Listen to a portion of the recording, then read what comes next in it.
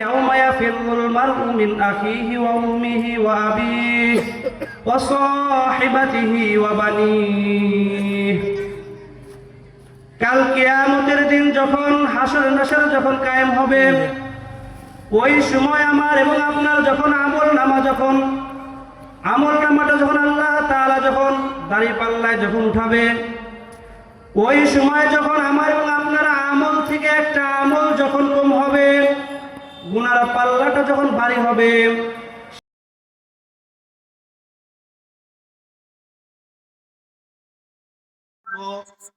সেই সময় নিজের আপন ভাই, নিজের মা, নিজের আদরের পিতা, যেই পিতা সারাদিন কষ্ট করে টাকা পয়সা অর্জিত করে নিজেদেরকে বড় আলেম বানাইছেন, সেই পিতা যখন ঘুরবে তখন সেই পিতাকে আমরা সে আমলের জন্য গুরুত্ব দিব না। কারণ সেই সময় সকলেই বলবে ইয়া নাফসি ইয়া নাফসি, কারণ সেই সময় একে অপর কখনো এসে পরিচিত দিবে না। তো সেই দিকে লক্ষ্য করে তাহলে কি হবে সেইটার দিক দিয়ে লক্ষ্য করে হুজুরে পাক সাল্লাল্লাহু আলাইহি ওয়াসাল্লাম বলেছেন, তোমরা দুনিয়াতে আসছো, তোমাদের আমলটাকে ভারী করতে হবে। তোমাদের আমলটা এমনভাবে ভারী করতে হবে যে বাড়িটা তোমরা তোমাদের সম্পর্ক তো হতে হবে উলামা ইকরামের সাথে, যে সম্পর্কটার কারণে তোমাদের আমলটা যেন ভারী হয়ে যায়, যে সম্পর্কটা দুনিয়াবি যেন না হয়, যে সম্পর্কটা যেন দুনিয়ার সাথে না লেগে যায়, এমন সম্পর্ক তৈরি করতে হবে যে সম্পর্কটার কারণে যেন আল্লাহ তাআলা কিয়ামতের দিন এই মিজানের পাল্লার দিকে লক্ষ্য করে যেন আমার আমল নামার যেন ওজনে ভারী করিয়া যায়। আমাদের এক বুজুর্গ ছিল হযরত আব্দুর রহমান জামি রাহমাতুল্লাহি আলাইহি। মাঝে মাঝে আমি এই ঘটনাটা বলে থাকি নিজেদেরকে ইসলাহি করার জন্য, নিজেদেরকে পরিবর্তন করার জন্য। এটা এমন একটা স্থান যে স্থানটার পাশে কবরস্থানের ভিতরে হাজারো মুর্দা ঘুমিয়ে আছে। জানা নাই ওই কবরস্থানটা কেমন, সেই কবরবাসীটা কেমন আছে। তো কেমন আছে সেই কবরবাসীটা তখনই বুঝতে পারবো যখন আল্লাহ তাআলা সেই কবরবাসীকে জান্নাতবাসী করে দিবেন। কিন্তু জান্নাতবাসী হওয়ার জন্য আমাদের দুনিয়াতে কিছু আমল করতে হবে। আমাদের সুসম্পর্ক মদিনাওয়ালার সাথে হইতে হবে, আমাদের সুসম্পর্ক কুরআনওয়ালার সাথে হইতে হবে, আমাদের সুসম্পর্ক হাদিসের সাথে হইতে হবে। হযরত শাহ আশরাফ আলী থানভী রাহমাতুল্লাহি আলাইহি পছন্দের কিতাবের ভিতরে একটি ঘটনা উল্লেখ করেছেন এই সম্পর্কের বিষয়, যে সৌদি আরবের এক আলেম মারা গিয়েছেন। সে আলেমটা মারার পর তাকে সেখানে মাটি দেওয়া হয় সৌদি আরবে।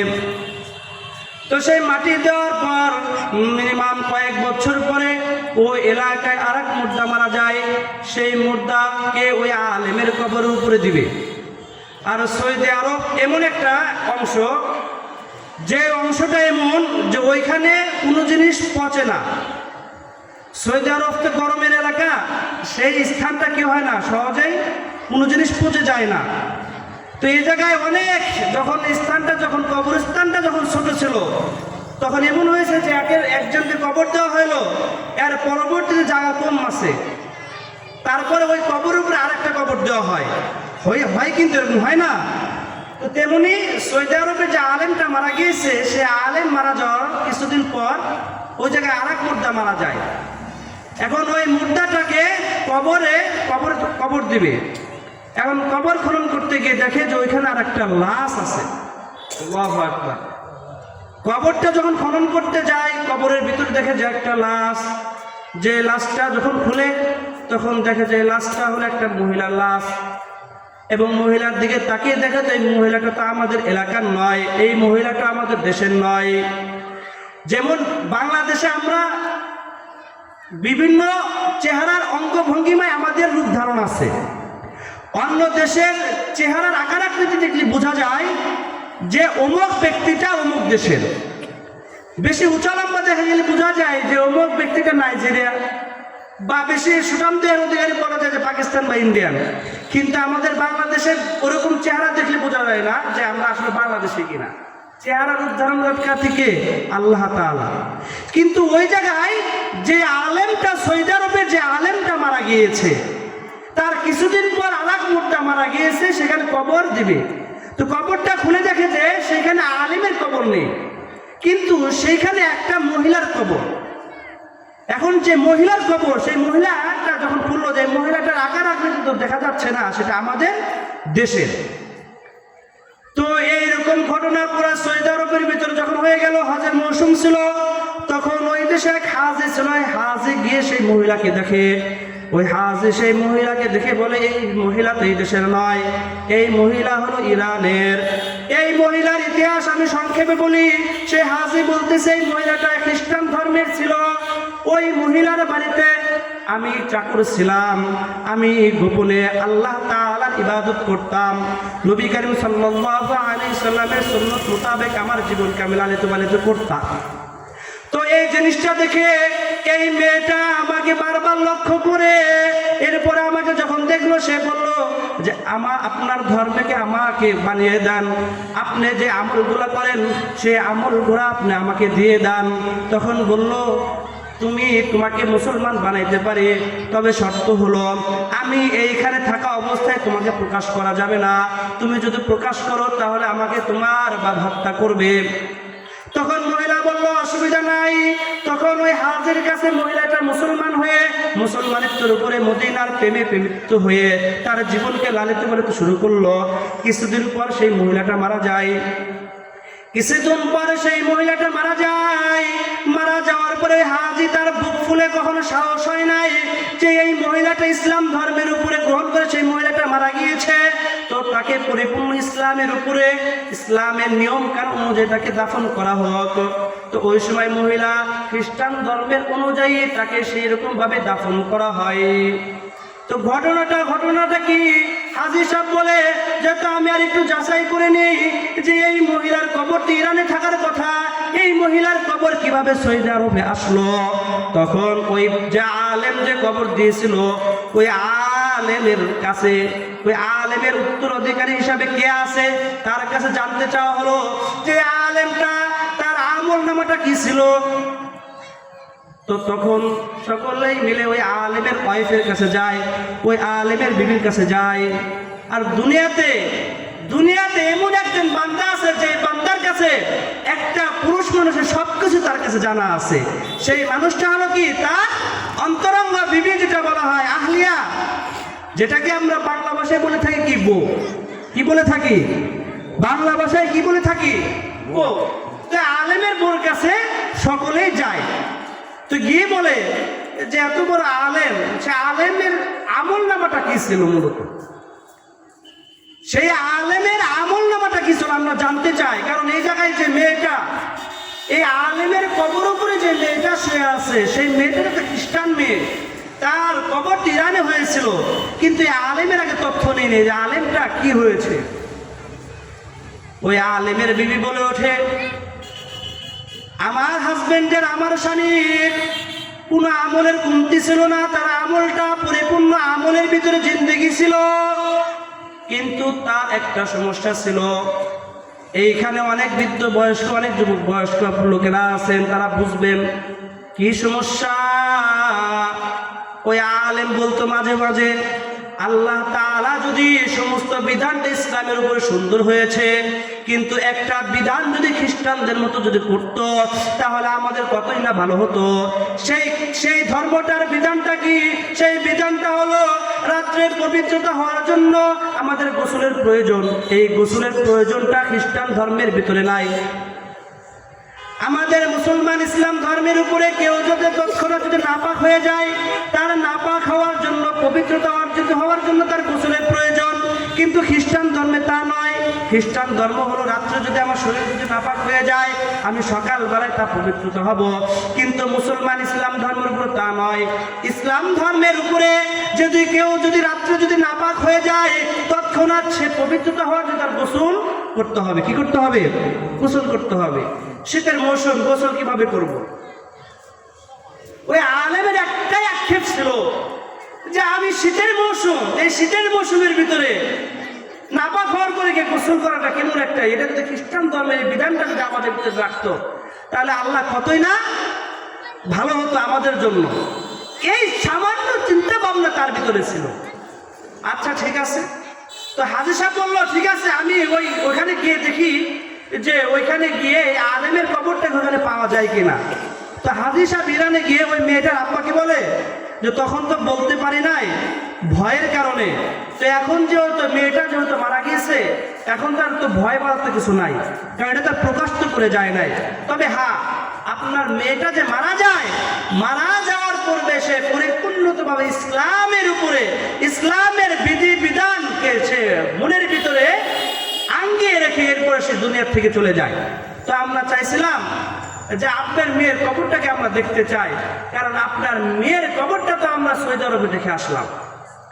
মেয়ের বাবা আশ্চর্যজনক হয়েছে, যেটা কেমন কথা, এটা কেমন কথা, আমার মেয়েকে আমি দাফন করলাম ইরানে, এই কবরটা কিভাবে সে সৌদি আরব চলে যায়, আশ্চর্য। তখন বললো ঠিক আছে, কবর খোদা হোক। আল্লাহু আকবার, কবর খুঁজে দেখে সেইখানে ওই আলেমটা সৌদি আরবের আলেম, ওই আলেমটাই কবরের ভিতরে অন্তর্ভুক্ত। ওই আলেমের কবরটা ইরানের ভিতরে এসেছে। তার সমস্যার কারণটা কি? সমস্যার কারণ হলো যে মহিলাটা খ্রিস্টান থেকে মুসলমান হয়েছে, তার মুসলমানের প্রত্যেকটা যে বিধি বিধান যেগুলো আছে, সেই প্রত্যেকটা বিধি বিধান তার অন্তরের ভিতরে লিখে রেখেছেন। কিন্তু সৌদি আরবের যে আলেমটা মারা গিয়েছেন, সে যতই বড় হক্কানি আলেম হোক না কেন, তার অন্তরের ভিতরে কিঞ্চিত পরিমাণে একটা ধারণা ছিল, হায় যদি খ্রিস্টানদের ওই নিয়মটা যদি ইসলাম ধর্মের উপর থাকতো তাহলে কতই না ভালো হতো। তার মানে ইসলামকে সে একটু বিষয় নিচে করেছে, তার মানে তার সম্পর্ক লুটে গিয়েছে খ্রিস্টান ওয়ালাদের সাথে, তার কবরটা খ্রিস্টানে চলে গেছে। শাহ আশরাফ আলী থানভী রাহমাতুল্লাহি আলাইহি এই ঘটনা বলে আমাদেরকে একটা জিনিস বুঝায়, ও দুনিয়ার মুসলমান, তোমরা ইসলাম ধর্মের উপরে জন্মগ্রহণ করেছ।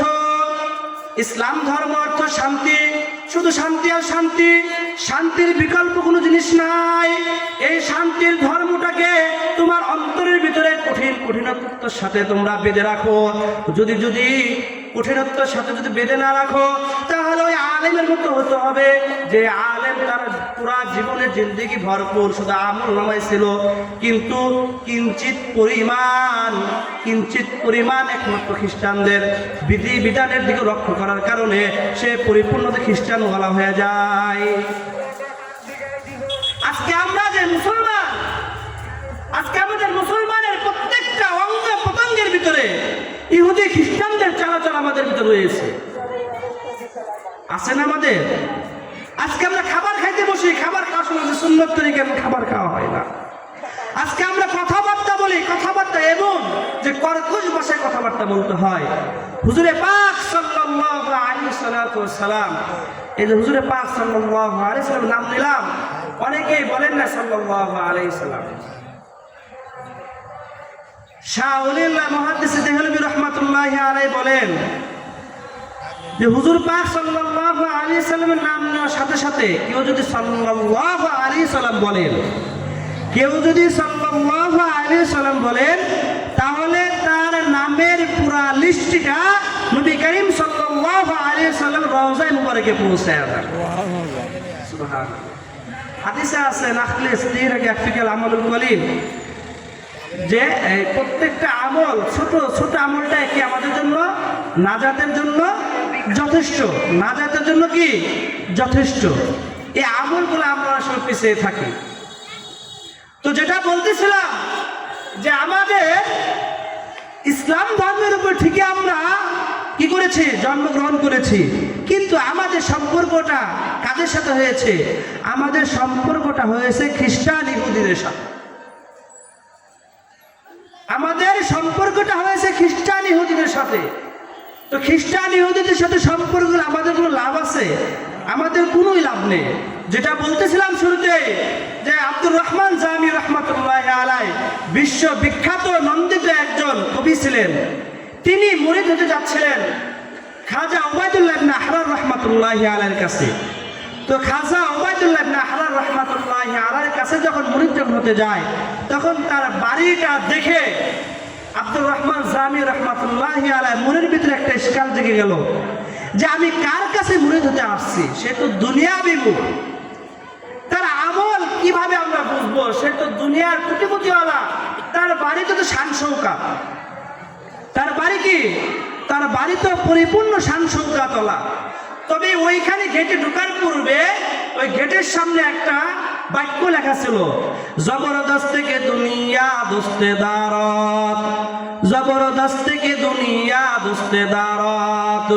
ওই ব্যক্তি দুনিয়ার কুকুর, ওই ব্যক্তি দুনিয়ার কুকুর, যেই নাকি দুনিয়ার লোভ লালসার উপরে পিছনে ছুটায়, যেই নাকি দুনিয়ার সমস্ত লোভ লালসার প্রতি দৌড়ায়, সে হলো দুনিয়ার কুকুর। যে কুকুরটা একটা খাবারের জন্য আরেকজনের পিছনে দৌড়ায়। এটা হলো মেন কি সারাংশ ভাব অর্থ এটা।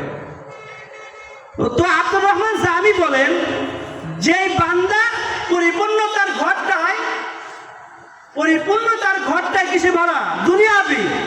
আবার সেটা ঘরের সামনে লেখে রাখছে, যে নাকি দুনিয়ার পিছনে দৌড়ায় সে হলো ওই কুকুরের মতো। পরে আব্দুর রহমান জামি বলেন, আমি এই এর কাছ থেকে আমি কি মুরিদ হব? এই জন্য অনেকে বলে আমাদের দুনিয়াতে মুরিদ হয়ে লাভ কি? বলেন অনেকে, আমার নিজের মতো আমি নিজের ভাবে চলাফেরা করলে হয় না, না হয় না। মুরিদ অবশ্যই লাগবে। মুরিদ বলতে মুরব্বী মানা। আপনি মুসলমান, আপনার নামাজটা সহিশুদ্ধ হয় কিনা, সেই সহিশুদ্ধ হওয়ার জন্য আপনি নিজেকে কখনো কি করতে পারবেন না? মুরব্বী মানতে পারবেন না।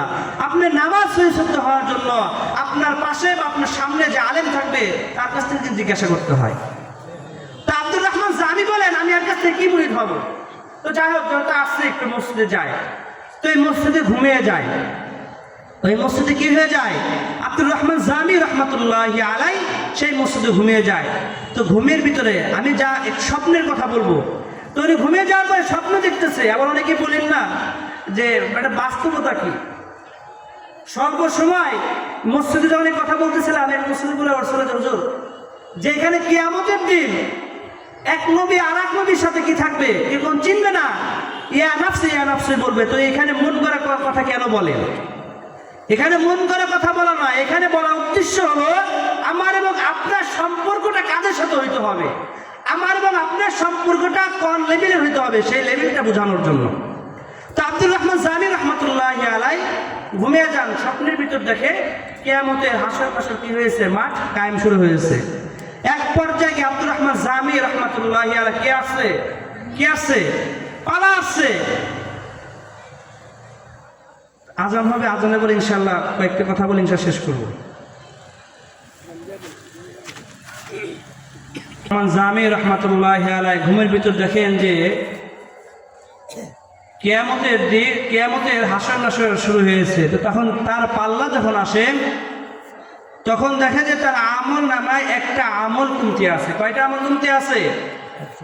স্বপ্নের ভিতর দেখতেছেন যে তার আমল নামা একটা কমতি আছে। তখন জাহান্নামের ফেরেশতারা তাকে ধরে জাহান্নামে নিয়ে যাবে। তখন আব্দুর রহমান জামি বলেন যে দাঁড়াও, আমি একটু ঘুরে আসি, দেখে আমাকে কেউ দেয় কিনা। তো যার যার স্থান থেকে নিয়ে সকলের কাছে এসে যাবে, কিন্তু কারোর কাছ থেকে সে আমল নামা পায় নাই। হঠাৎ করে পিছন থেকে নিয়ে এক বৃদ্ধ লোক ডেকে বলতেছে, ও আব্দুর রহমান, দাঁড়াও, তোমার আমল নামা দরকার। এই ধরো আমি তোমাকে 2টা আমল দিয়ে দিলাম। সুবহানাল্লাহ। কয়টা আমল দিয়ে দিলাম? 2টা আমল দিয়ে দিলাম। তার আমল কমতে হয়েছে কয়টা? একটা। কিন্তু সে আমল পাইলো কয়টা? 2টা। তখন তাকে বলেন, কে আপনি? এর কারণ কি? তখন বলে যে আগার দারত বরায়ে দোস্তে দারত, আগার দারত বরায়ে দোস্তে দারত। একে অপরের জন্যই এই সমস্ত আমলকে আমরা কি করেছি? লিখিত করেছি, লিপিবদ্ধ করেছি। এই জন্য হক্কানি আলেম উলামা একরামের সাথে আমাদের সম্পর্ক থাকতে হবে। আমাদের সম্পর্ক যদি মদিনা ওয়ালার সাথে যদি থাকে, তাহলে কাল কিয়ামতের দিন যদি আমরা যদি আটকে যাই, তাহলে ওই মদিনা ওয়ালায় কি করবে? আমাদেরকে কি করবে? জান্নাতে নিয়ে যাবে। এই জন্য তো মাঝে মাঝে বলে থাকে, আল্লাহ তাআলা তো তার হাবিবকে ওয়াদা দিয়েছেন, ওয়ালা সাউফা ইউতিকা রাব্বুকা ফাতারদা। ও আমার হাবিব, আপনার একটা উম্মতকেও আমি জাহান্নামে দেব না। কি ওয়াদা দিয়েছেন? আমি আপনার একটা উম্মতকেও জাহান্নামে দেব না। আর কারণটা কি? কিভাবে জাহান্নামে দেব? আমাদের প্রত্যেকটা সময় আল্লাহ তাআলার ইবাদতের ভিতরে লিপিবদ্ধ করে রেখেছেন। আমরা এটা জানি না। আমরা এটা কি করতে পারি না? আমরা এটা জানিও না, বুঝেও না যে আমাদেরকে আল্লাহ তাআলা কিভাবে জান্নাতে দিবেন জাহান্নাম থেকে। আমরা তো 24 ঘন্টা গুনাহের ভিতরে লিপ্ত আছি, অনেকে জানি না। তো আল্লাহ তাআলা যদি আবার কখনো সুযোগ যদি দেয়, ইনশাআল্লাহ সেই বিষয়ে আলোচনা করব। যতটুকু কথাবার্তা বললাম সর্বপ্রথম যেন আমি আমল করতে পারি, এরপর যেন আমরা সবাই আমল করতে পারি। ওয়া আখিরি দাওয়ানা আলহামদুলিল্লাহি রাব্বিল আলামিন। আসসালামু আলাইকুম ওয়া রাহমাতুল্লাহ।